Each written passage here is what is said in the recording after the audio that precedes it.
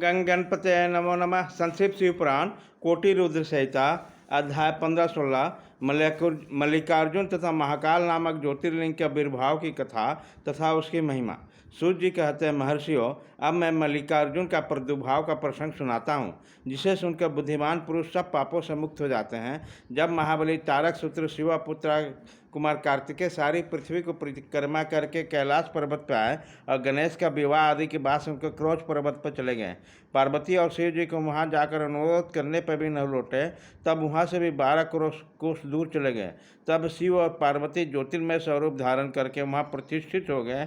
वो दोनों पुत्र स्नेह से आतुर होकर पर्व के दिन अपने पुत्र कुमार को देखने के लिए उसके पास जाया करते हैं। अमावस्या के दिन भगवान शंकर स्वयं वहाँ जाते हैं और पूर्णमासी के दिन पार्वती जी निश्चय ही वहाँ पदार्पण करती है। उसी दिन से लेकर भगवान शिव का मल्लिकार्जुन नामक एक लिंग तीनों लोक में प्रसिद्ध हुआ। उसमें पार्वती और शिव दोनों की ज्योतियाँ प्रतिष्ठित है।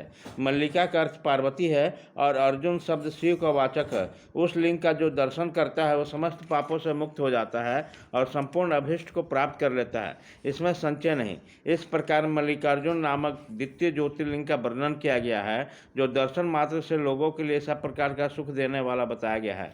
ऋषियों ने कहा, प्रभु, अब आप विशेष करके तीसरे ज्योतिर्लिंग का वर्णन कीजिए। सूर्य जी ने कहा, ब्राह्मणों, मैं धन्य हूँ, कृतकृत्य हूँ, जो आप श्रीमान का संग मुझे प्राप्त हुआ है। साधु पुरुषों का संग निश्चय ही धन्य है। अतः मैं अपना सौभाग्य समझकर पाप नाशनी परम पावनी दिव्य कथा का वर्णन करता हूँ।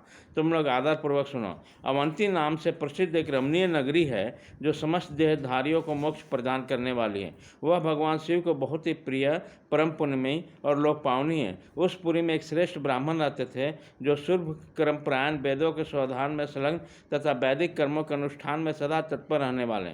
वह घर में अग्नि की स्थापना करके प्रतिदिन अग्निहोत्र करते थे और शिव की पूजा में सदा तत्पर रहते थे। वह ब्राह्मण देवता प्रतिदिन पार्थिव शिवलिंग बनाकर उनकी पूजा किया करते थे। वेद प्रिय नामक वो ब्राह्मण देवता सम्यक ज्ञान अर्जन में लगे रहते, इसलिए उन्होंने संपूर्ण कर्मों का फल पाकर सद्गति प्राप्त कर ली, जो संतों को ही लाभ होती है। उनके शिव पूजा परायण 4 तेजस्वी पुत्र थे, जो माता पिता से सद्गुणों में कम नहीं थे।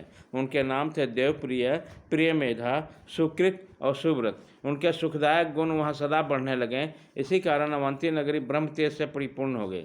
उसी समय रत्नमाल पर्वत पर दूषण नाम का एक धर्मदेशी असुर ने ब्रह्मा जी से वर पाकर वेद, धर्म तथा धर्मात्माओं पर आक्रमण किया।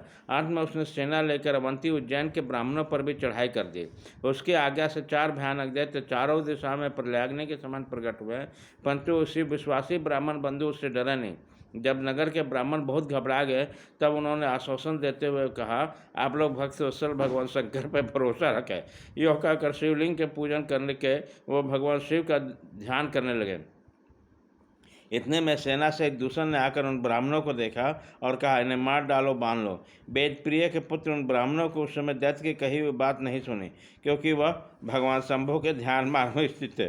उस दुरात्मा दैत्य ने जो ही ब्राह्मण को मारने की इच्छा की, तो ही उनके द्वारा पूजित पार्थिव शिवलिंग के स्थान में बड़ा भारी आवाज़ के साथ एक गड्ढा प्रकट हो गया और उस गड्ढे से तत्काल विकट रूपधारी भगवान शिव प्रकट हो गए, जो महाकाल नाम से विख्यात है। वह दुष्टों के विनाशक और सत्य पुरुषों के आश्रय दाता है। उन्होंने उस दैत्य से कहा, अरे खल, मैं तुझ जैसे दुष्टों के लिए महाकाल प्रकट हुए, तुम इन ब्राह्मणों के निकट से दूर भाग जाओ। ऐसा कहकर महाकाल शंकर ने सेना सहित दूषण को अपने हंकार मात्र से भस्म कर दिया। कुछ सेना उनके द्वारा मारी गई, कुछ भाग खड़ी हुई।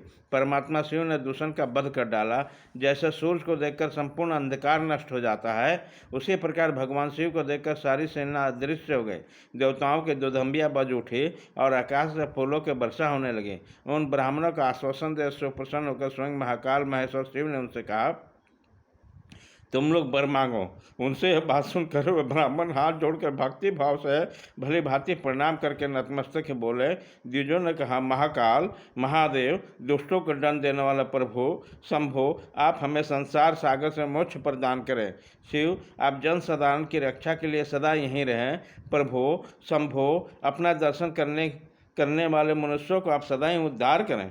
सूर्य जी कहते हैं, महर्षियों, उनके ऐसा कहने पर सद्गति दे भगवान शिव अपने भक्तों की रक्षा के लिए उस परम गड्ढे में स्थित हो गए। वे ब्राह्मण मोक्ष पा गए और चारों ओर से एक एक कोस भूमि लिंग रूपी भगवान शिव का स्थल बन गया। वे शिव भूतल पर महाकालेश्वर के नाम से विख्यात हुए। ब्राह्मणों, उनके दर्शन करने से स्वप्न में भी कोई दुख नहीं होता। जिस जिस कामना को लेकर उस सिंह लिंग की उपासना करता है उसे अपना मनोरथ प्राप्त हो जाता है तथा परलोक में मोक्ष मिल जाता है। अध्याय 15-16 खत्म।